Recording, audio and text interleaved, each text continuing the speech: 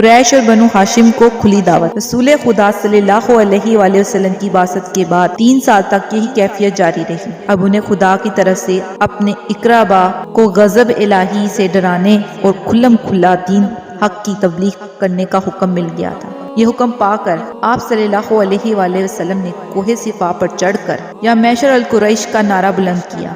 قریش کا دستور تھا کہ ان کے فریادی جنہیں ساری قوم سے کچھ کہنا ہوتا تھا اس پہاڑ پر چڑھ کر پکارتے تھے۔ حسب دستور محمد صلی اللہ علیہ وآلہ وسلم کی پکار سن کر لوگ صفا کے دامن میں جمع ہو گئے۔ آپ صلی اللہ علیہ وآلہ وسلم نے ان سے مخاطب ہو کر فرمایا کہ اگر میں یہ کہوں کہ اس پہاڑ کے عقب سے کوئی لشکر حملہ کے لیے آ رہا ہے تو کیا تم مان لو گے؟ لوگوں نے جواب دیا کہ ہم نے آپ صلی اللہ علیہ وآلہ وسلم کو ہمیشہ سے سچ بولتے دیکھا اور سنا ہے، کیوں نہ مانیں گے؟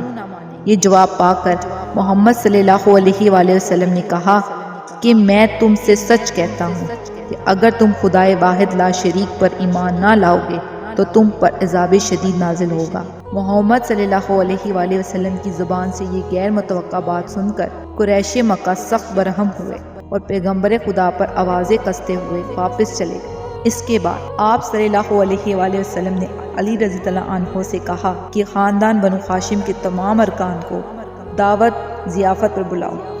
علی رضی اللہ عنہ نے حکم کی تکمیل کی۔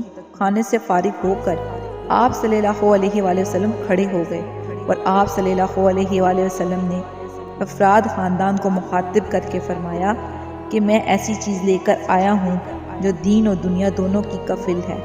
اس بار گراں کو اٹھانے میں کون میرا ساتھ دے گا؟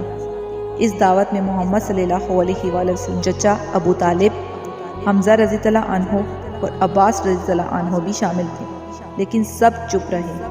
حضرت علی رضی اللہ عنہ نے کھڑے ہو کر کہا، وہ میری آنکھیں آئی ہوئی ہیں، میری ٹانگیں پتلی ہیں اور میں خاندان میں سب سے زیادہ نو عمر ہوں، لیکن میں آپ کا ساتھ دوں گا۔ خاندان کے بزرگ اس سیزیدہ سالہ بچے کی جرأت اور ہمت پر متبسم ہوئے اور کسی نے محمد صلی اللہ علیہ وآلہ وسلم کے سوال کا کوئی جواب نہ دیا۔